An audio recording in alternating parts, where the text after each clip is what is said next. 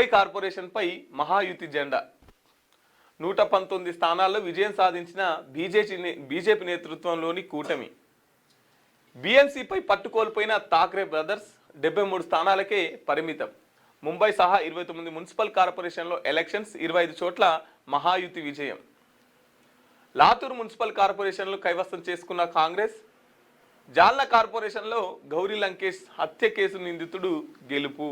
మొత్తం మీద అయితే మహాయుతి జెండా, బీజేపీ దానికి సంబంధించినటువంటి కూటమి జెండా 119 స్థానాల్లో విజయం సాధించిందట.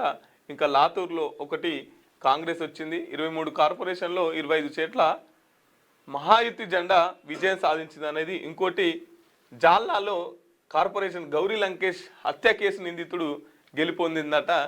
గౌరీ లంకేష్ ప్రముఖ జర్నలిస్ట్ తన ఇంటికి వెళ్ళి గేట్ తీసి మరీ కాల్పులు జరిపి తనని చంపేసినటువంటి పరిస్థితి. ఆ కేసులో ప్రధాన నిందితుడు ఎవరైతే ఉన్నారో ఆ నిందితుడు ఇండిపెండెంట్గా నిలబడితే ఆ ఇండిపెండెంట్కి ఓట్లేసి గెలిపించుకున్నారు ప్రజలు. ఎటువంటి వాళ్ళని కోరుకుంటున్నారు ప్రజలు చూడండి. గౌరీ లంకేష్ ఒక మహిళ, ప్రముఖ జర్నలిస్ట్.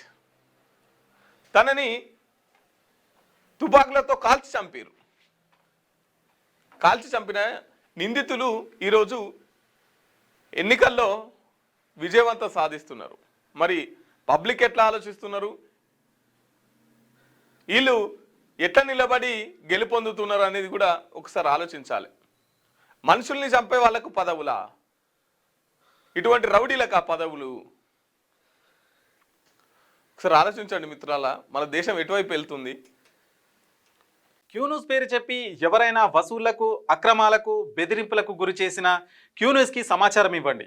క్యూన్యూస్ ఎప్పుడూ ఇలాంటి చర్యలకు పాల్పడదు, ప్రోత్సహించదు. క్యూన్యూస్ ఎల్లప్పుడూ ప్రజా గొంతుకగా ప్రజల సమస్యల కోసం నిరంతరం పోరాడుతుంది. మీకు ఎలాంటి సమస్య ఉన్నా క్యూన్యూస్ని కాంటాక్ట్ అవ్వండి. సంప్రదించవలసిన ఫోన్ నెంబర్ 7569534968 8688926084.